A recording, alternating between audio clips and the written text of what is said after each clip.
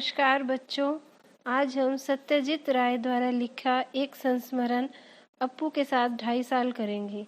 इसमें उन्होंने पथेर पांचाली फिल्म के निर्माण से जुड़ी अनेक स्मृतियों को शब्दों में पिरोया है। इस संस्मरण से फिल्म के निर्माण और उससे संबंधित अनेक छोटी छोटी बातों का पता चलता है। पथेर पांचाली फिल्म की शूटिंग का काम 2.5 साल तक चलता रहा, जबकि वैसे किसी भी फिल्म को बनाने में पहले समय में 1 या 2 महीने ही लगते थे, लेकिन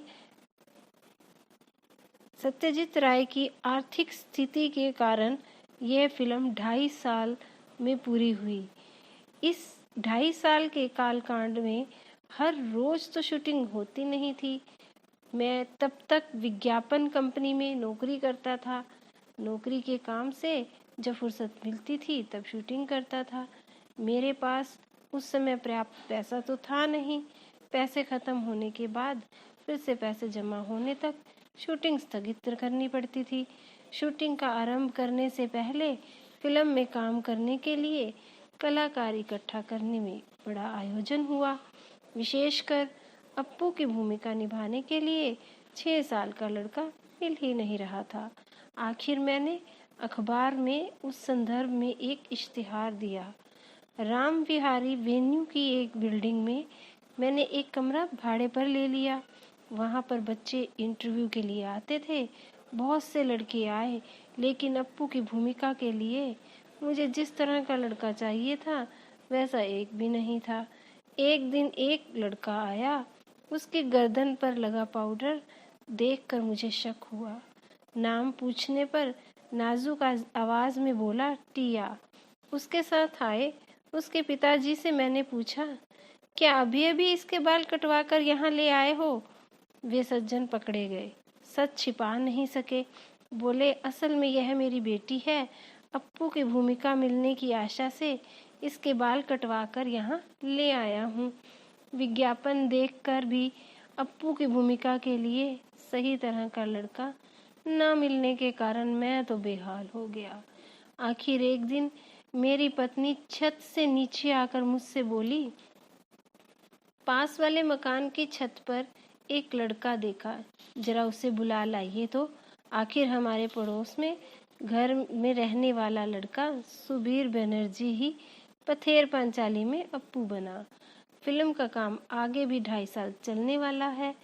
इस बात का अंदाजा मुझे पहले नहीं था, इसलिए जैसे जैसे दिन बीतते गए वैसे वैसे मुझे डर लगने लगा। अप्पू और दुर्गा की भूमिका निभाने वाले बच्चे अगर ज़्यादा बड़े हो गए तो फिल्म में वह दिखाई देगा, लेकिन मेरी खुशकिस्मती से उस उम्र में बच्चे जितने बड़े होते हैं वे दोनों उतने बड़े नहीं हुए।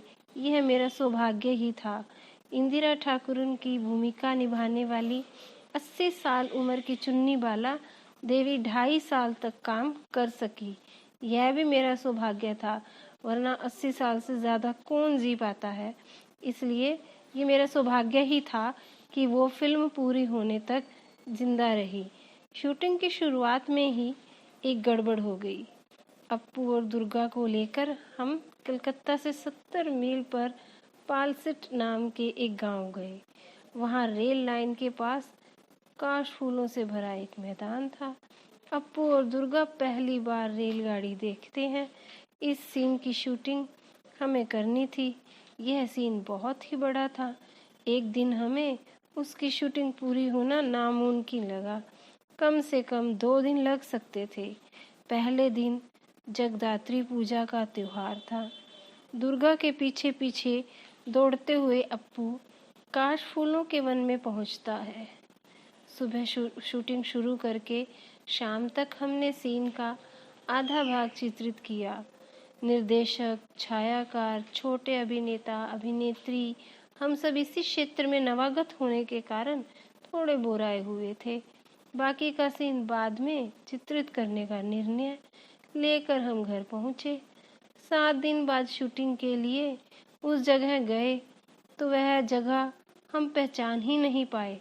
लगा ये कहाँ आ गए हैं हम।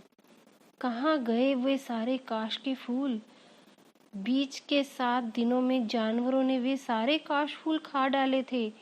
अब अगर हम उस जगह बाकी आधे सीन की शूटिंग करते तो पहले आधे सीन के बीच उसका मेल कैसे बैठता? उसमें से कंटिन्यूटी नदारद हो जाती। उस सीन के बाकी अंश की शूटिंग हमने उसके अगले साल शरद ऋतु में, जब फिर से वह मैदान काशफूलों से भर गया, तब की। उसी समय रेलगाड़ी के भी शॉट्स लिए, लेकिन रेलगाड़ी के इतने शॉट्स थे कि एक रेलगाड़ी से काम नहीं चला। एक के बाद एक 3 रेलगाड़ियों को हमने शूटिंग के लिए इस्तेमाल किया। सुबह से लेकर दोपहर तक कितनी रेलगाड़ियां उस लाइन पर से जाती हैं, यह पहले ही टाइम टेबल देखकर जान लिया था। हर एक ट्रेन एक ही दिशा से आने वाली थी। जिस स्टेशन से वे रेलगाड़ियां आने वाली थी, उस स्टेशन पर हमारी टीम के अनिल बाबू थे। रेलगाड़ी स्टेशन से निकलते समय अनिल बाबू भी इंजन ड्राइवर की केबिन में चढ़ते थे, क्योंकि गाड़ी के शूटिंग की जगह के पास आते ही बॉयलर में कोयला डालना जरूरी था, ताकि काला धुआं निकले। सफ़ेद काशफूलों की पृष्ठभूमि पर अगर काला धुआं नहीं आया तो दृश्य कैसे अच्छा लगेगा? पथेर पांचाली फिल्म में जब यह सीन दिखाई देता है, तब दर्शक पहचान ही नहीं पाते कि उस सीन में हमने 3 अलग-अलग गाड़ियां इस्तेमाल की हैं। आज के डीजल और बिजली तक पहुंचने वाले इंजनों के युग में यह दृश्य उस प्रकार से हम चित्रित न कर पाते।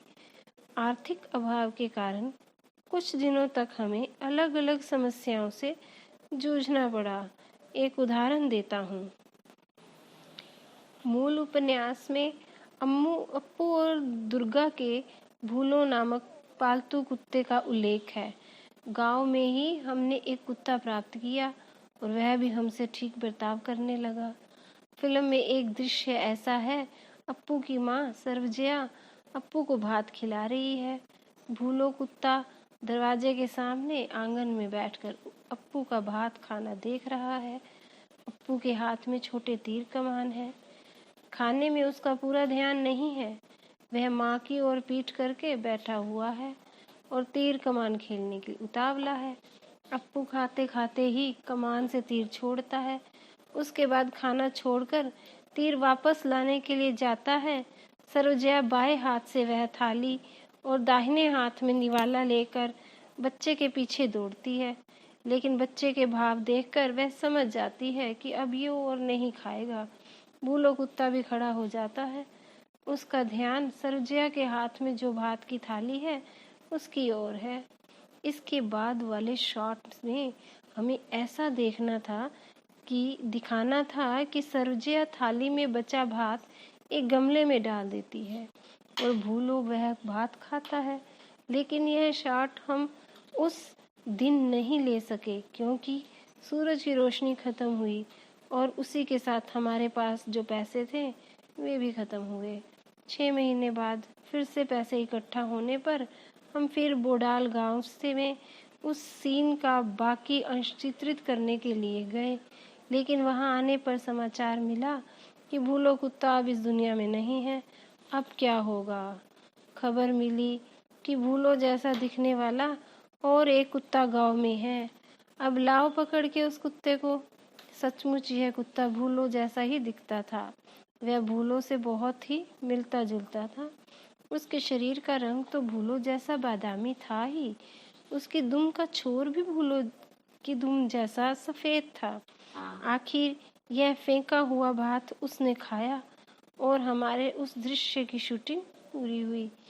फिल्म देखते समय यह बात किसी के भी ध्यान में नहीं आती कि एक ही सीन में हमने भूलो की भूमिका में 2 अलग-अलग कुत्तों से काम लिया है।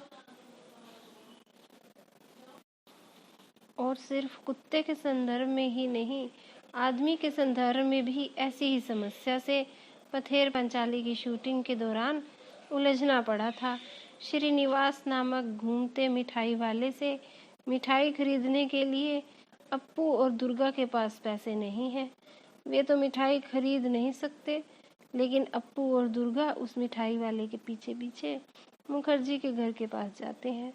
मुखर्जी अमीर आदमी है, वे तो मिठाई जरूर खरीदेंगे और उनका मिठाई खरीदना देखने में ही अप्पू और दुर्गा की खुशी है।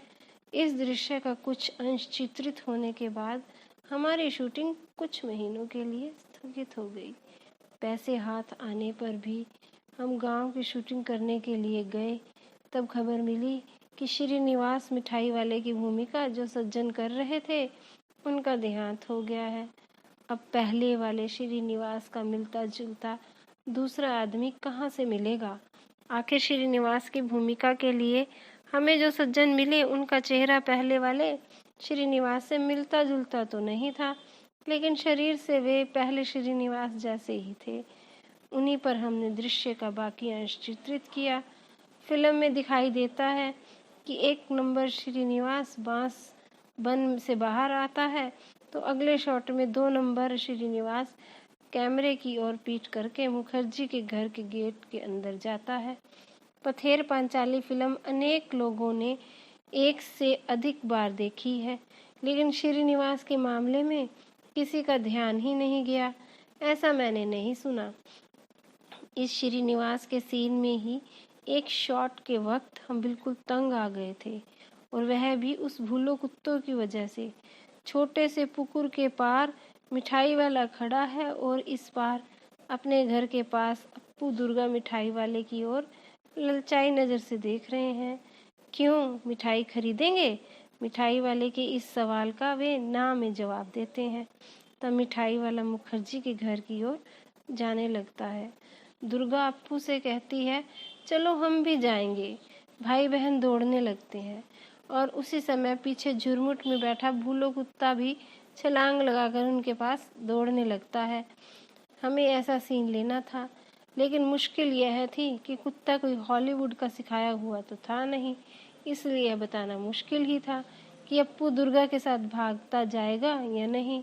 कुत्ते के मालिक से हमने कहा था, अप्पू दुर्गा जब भागने लगते हैं तब तुम अपने कुत्ते को उनके पीछे भागने के लिए कहना, लेकिन शूटिंग के वक्त दिखाई दिया कि वह कुत्ता तो अपने मालिक की आज्ञा का पालन ही नहीं कर रहा था। इधर हमारा कैमरा चालू था, कीमती फिल्म जाया हो रही थी और मुझे बार बार चिल्लाना पड़ रहा था, कट कट। अब यहाँ धीरज रखने के सिवा दूसरा उपाय न था। अगर कुत्ता बच्चों के पीछे दौड़ता तो ही वह पालतू लगता। आखिर मैंने दुर्गा से अपने हाथ में थोड़ी मिठाई छिपाने के लिए कहा। वह कुत्ते को दिखाकर दौड़ने को कहा। वह इस बार कुत्ता उसके पीछे भागा और हमें अपनी इच्छा के अनुसार शॉट मिला। पैसों की कमी के कारण ही बारिश का दृश्य चित्रित करने में बहुत मुश्किल आई थी। बरसात के दिन आए और गए, लेकिन हमारे पास पैसे नहीं थे, इस कारण शूटिंग बंद थी। आखिर जब हाथ में पैसे आए तब अक्टूबर का महीना शुरू हुआ था। शरद ऋतु में नीरव आकाश के दिनों में भी शायद बरसात होगी, इस आशा से मैं, अप्पू और दुर्गा की भूमिका करने वाले बच्चे कैमरा और तकनीशियन को लेकर हर रोज देहात में जाकर बैठ जाते थे। आकाश में एक भी काला बादल दिखाई दिया तो मुझे लगता था कि बारिश होगी। मैं इच्छा करता वह बादल बहुत बड़ा हो जाए और बरसने लगे। आखिर एक दिन हुआ भी वैसा ही। शरद ऋतु में भी आसमान में बादल छा गए और धुआंधार बारिश शुरू हुई।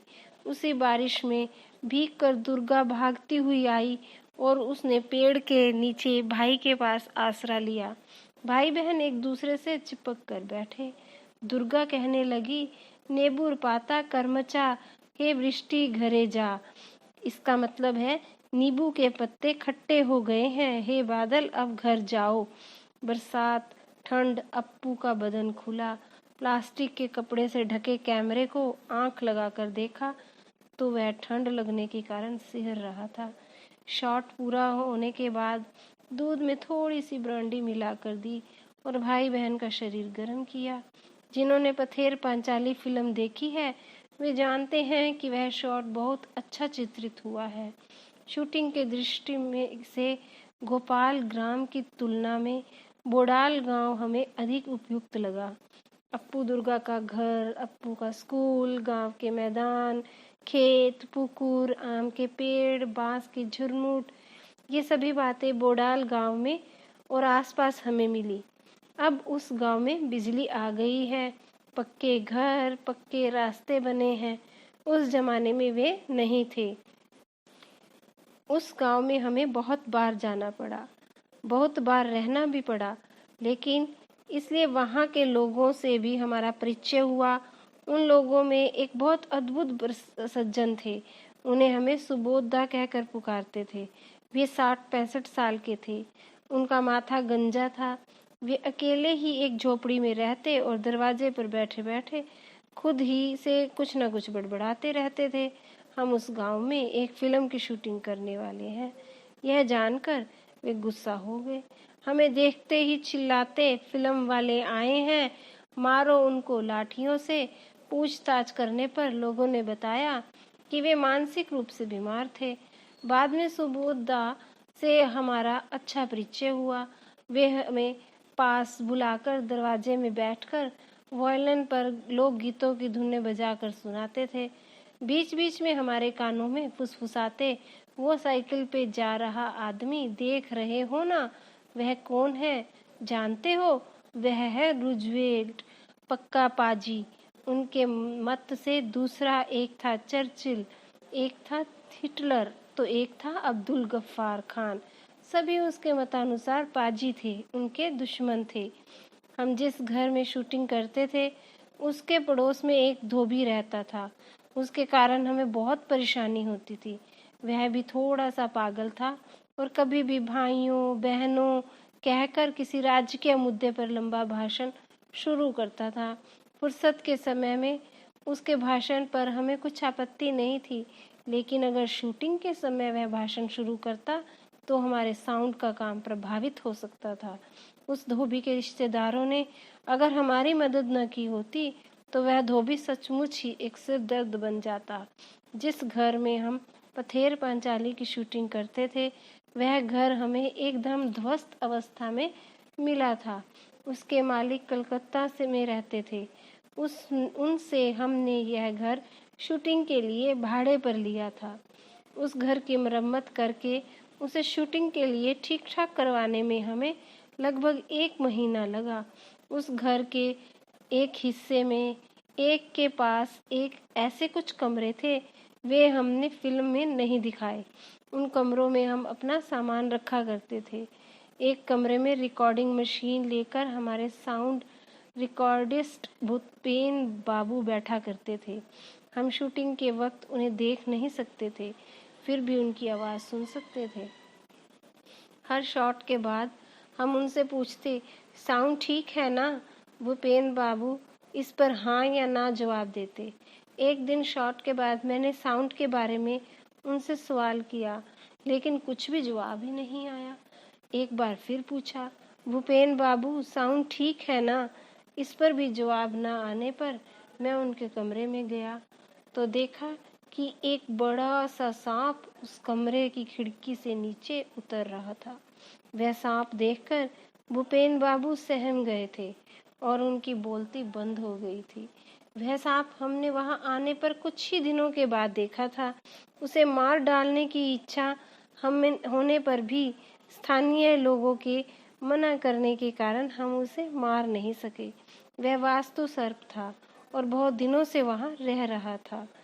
इस कहानी में आपने देखा कि लेखक को कितनी आर्थिक समस्याओं का सामना करना पड़ा। पहले उसकी आर्थिक व्यवस्था ठीक नहीं थी, फिर जो अप्पू के लड़का ढूंढना था उसको ढूंढने में उसे कितना समय लग गया। फिर उसके बाद भूलो नाम का कुत्ता मर गया, फिर श्रीनिवास जी नहीं रहे, फिर पैसों की तंगी के कारण काश फूल जो जानवरों ने नष्ट कर दिए थे उसके लिए भी उन्हें दूसरी शरद ऋतु तक इंतज़ार करना पड़ा। इतनी आर्थिक कठिनाइयों का सामना करने के बाद भी अप्पू के साथ 2.5 साल यानी यह 2.5 साल में फिल्म पूरी हो गई।